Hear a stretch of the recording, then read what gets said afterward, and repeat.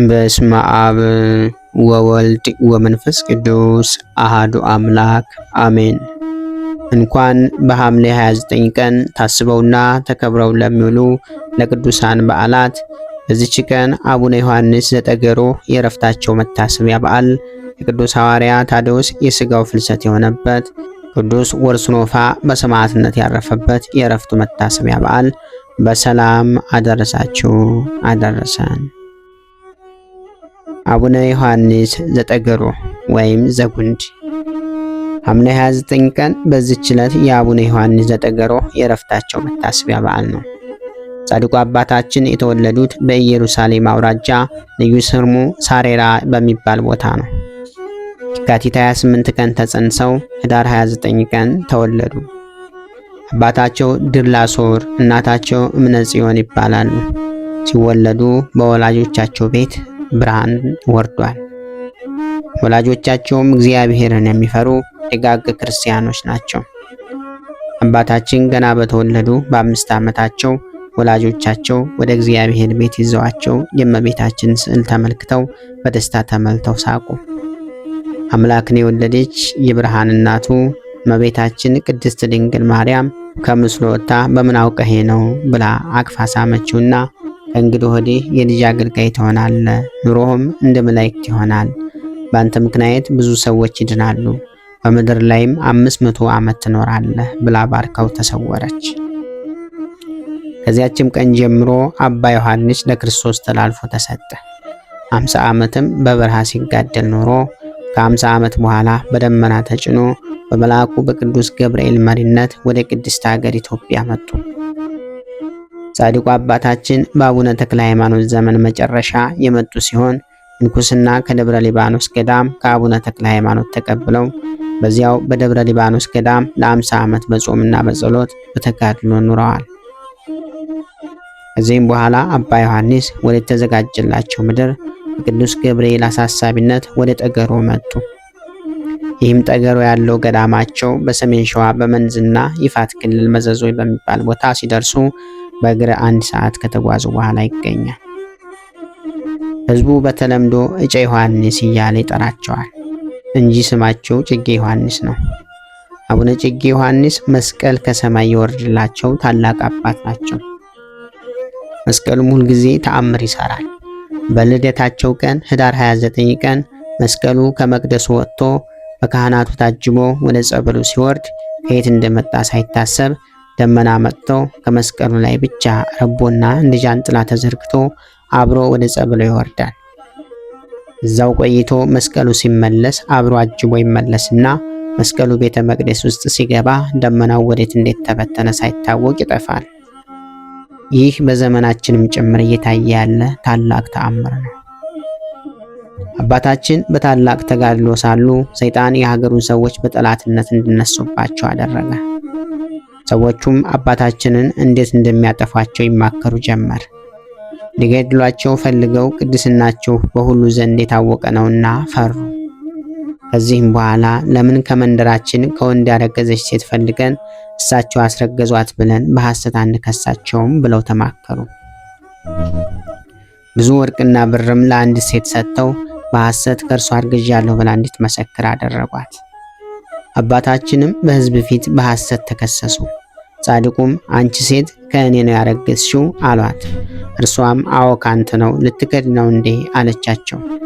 አባታችንም በዚህ አዝነው በአንቺና በኔ መካከል እግዚአብሔር ፍረድ ሲሉ ያቺ ሴት ወዲያውኑ ለሁለት ተሰንጥቃ ሞተች። የሀገሩ ሰዎችም እጅግ ፈሩ። አባታችንም ምድሪቱን ረገሟት። የተዘራው ዘር አይብቀልብሽ፣ የተተከለው አይጽደቅ፣ ብርድና ውርጭ ይፈራረቅብሽ ብለው ረግመዋት በደመና ተጭነው ወደ ሰሜን ጎንደር እስቴ ጉንዴው ተክለ ሃይማኖት ሄዱ። አቡነ ዮሐንስ በመላው ኢትዮጵያ ወንጌልን እየተዘዋወሩ ያስተማሩ ሲሆን ከቅድስናቸው የተነሳ በፀሐይ ላይ 50 ዓመት፣ በጨረቃ ላይ 50 ዓመት፣ በደመና ላይ 50 እንዲሁም ዓለምን በክንፋቸው በመዞር በደመና ላይ 50 የኖሩ ከሰው ተወልደው ከመላእክት የተደመሩ ታላቅ ጻድቅ ናቸው። በይፋት ጠገሮ፣ በዓለ ወልድ፣ በአፋር ባዘሎ፣ በመንዝ ፍርኩታ ኪዳነ ምሕረት፣ በደብረ ሊባኖስ፣ በጎንደ ተክለ ሃይማኖት፣ በሌሎችም ቦታዎች በመዘዋወር በታላቅ ተጋድሎ ኑረዋል።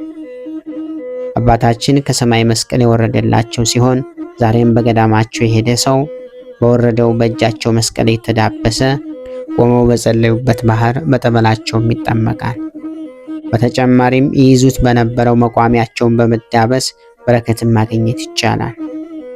ቆመው ከጸለዩበት ባህር ውስጥ ደረቅ አሸዋ ይወጣል። አባ ዮሐንስ 500 ዓመት ከኖሩ በኋላ ረፍተ ዘመናቸው ሲደርስ መድኃኔ ዓለም ክርስቶስ ከ15 ነቢያት፣ ከ12 ሐዋርያት፣ ሄሮድስ ያስፈጃቸው ከ140 ሺህ ሕፃናት፣ ከአብርሃም፣ ከይስሐቅ፣ ከያዕቆብ ጋር ሁሉንም ነገደ መላእክት፣ ጻድቃን፣ ሰማዕታትን ሁሉ አስከትሎ መጥቶ ታላቅ ቃል ኪዳንን ገብቶላቸዋል። ስምህን የጠራ ገዳምህን የረገጠ መባ የሰጠ ቤተ ክርስቲያንህን የሰራ ያሰራ የረዳ ገድልህን የሰማ ያሰማ ያስተረጎመ መታሰቢያን ያደረገ እስከ 10 ትውልድ እምርልሃለሁ ብሎ ቃል ኪዳን ገብቶለታል። ንስሐ ሳይገባ አይሞትም። ልጅ መውለድ ባይችል እኔ ልጅ እሰጠዋለሁ። ገድልህም በቤት ያስቀመጠ ርኩስ መንፈስ፣ ክፉ አጋንንት፣ ቸነፈር፣ ወባ፣ መልአከ ጽልመት አይነካውም። በገዳምህ መነኩሴ ቢቀበር በሰማይ ክንፍ አበቅልለታለሁ። አይሁድም አረማውያን ያላመነ ያልተጠመቀ በገዳምህ መጥቶ ቢያርፍ ይቅር እልልሃለሁ፣ እንደ መቃብሬ ጎልጎታ እንደተቀበረ አድርጌ ቆጥርለታለሁ የሚል ቃል ኪዳን ከሰጣቸው በኋላ ወደ ሰማይ አረገ። ቅዱስ አባታችንም በ500 ዓመታቸው ሐምሌ 29 ቀን አርፈው በጎንደር ተክለ ሃይማኖት ተቀብረዋል።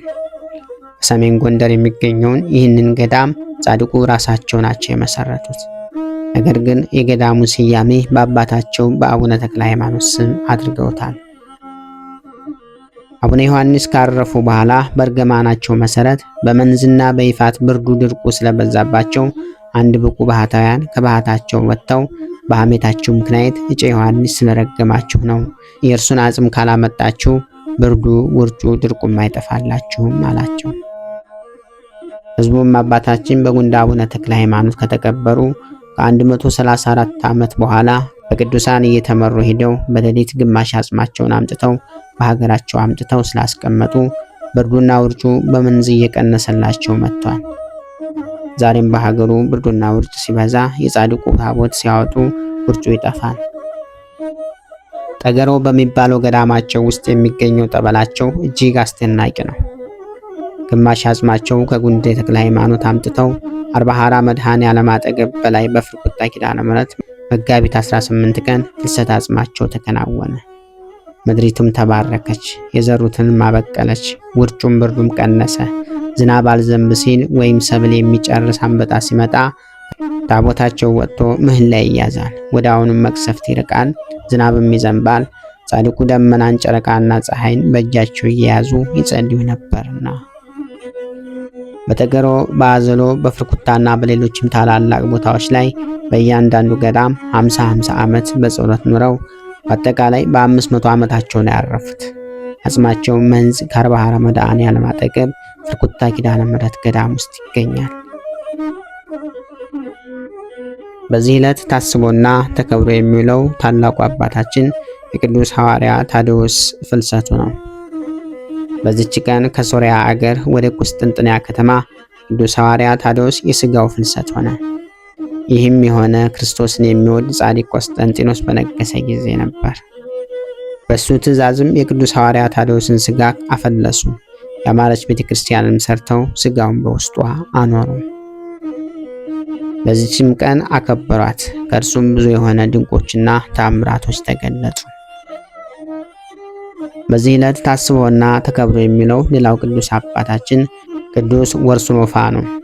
በዚህም ቀን ቅዱስ ወርሱኖፋ በሰማዕትነት አረፈ። ይህም ቅዱስ አዋቂ፣ ሃይማኖቱ የቀና፣ የዋህ፣ በገድል የተጠመደ ሰው ነበረ። ኤጲስቆጶስነትም ሊሾሙት በፈለጉ ጊዜ ከእርሳቸው ሸሸ። ወደ አንዲት ሀገርም ደርሶ እግዚአብሔርን በሚወዱ 2 መነኩሳት ዘንድ አደረ። በዚያችም ሌሊት የእግዚአብሔር መልአክ ተገለጠለት። ክብር ይግባውና በጌታችን በኢየሱስ ክርስቶስ ስም እንዲታመን የሰማዕትነትን ማዕረግ እንዲቀበል አዘዘው። በነቃም ጊዜ ለሊህ ለ2 ወንድሞች ያየውን ነገራቸው።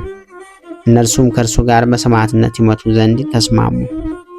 ከዚህም በኋላ መኮንኑ ወደ አለበት ቦታ ሄዱ። ክብር ይግባውና በጌታችን በመድኃኒታችን በኢየሱስ ክርስቶስ ታመኑ። ታላቅ ስቃይንም አሰቃያቸው። ከዚያም ስንዑር ወደሚባል አገር እስከሚሄዱ ድረስ በወህኒ ቤት ጨመራቸው። የሚሄዱበትም ሰዓት በደረሰ ጊዜ ከእርሱ ጋር ወሰዳቸው። በዚያም ታላቅ ስቃይን አሰቃያቸው። በሚያሰቃያቸውም ጊዜ የእግዚአብሔር መልአክ ያጸናቸው፣ ቁስላቸውን የሚፈውስላቸው ነበር። ከዚህም በኋላ ጻ ወደሚባል አገር ወሰዳቸው። በዚያም ጽኑ ስቃይን አሰቃያቸው። ብዙዎች አማንያንንም ሰብስቦ ስለ አምልኮ ጣዖት የሚያዝዝ ከሃዲውን ንጉሥ ደብዳቤ አነበበላቸው። ይህም ቅዱስ ወርስኖፋ ተነስቶ ያችን ደብዳቤ ከአንባቢው እጅ ነጥቆ ቀደዳት። መኮንኑም አይቶ እጅግ ተቆጣ። እሳትንም እንዳነዱና ቅዱስ ወርስኖፋንም በውስጡ እንዲጨምሩት አዘዘ። ሰማዕትነቱንና ተጋድሎን በእሳቱ እቶን ውስጥ ፈጸመ። እነዚህንም ሁለት ወንድማማቾች ራሶቻቸውን በሰይፍ ይቆርጡ ዘንድ አዟል። ቆረጧቸው። የሰማዕትነትንም አክሊል በመንግሥተ ሰማያት ተቀበሉ። ለእግዚአብሔር ምስጋና ይሁን። እኛንም በቅዱሳኑ ጸሎት ይማረን፣ በረከታቸውም ከኛ ጋር ትኖር ለዘላለሙ አሜን። ክብር ምስጋና ይሁን አንድ አምላክ ለሚሆን ለአብ ለወልድ ለመንፈስ ቅዱስ ስም እስከ ዘላለሙ አሜን። ወስብሐት ለእግዚአብሔር ወለወላዲቱ ድንግል ወለመስቀሉ ክቡር። ይቆየን።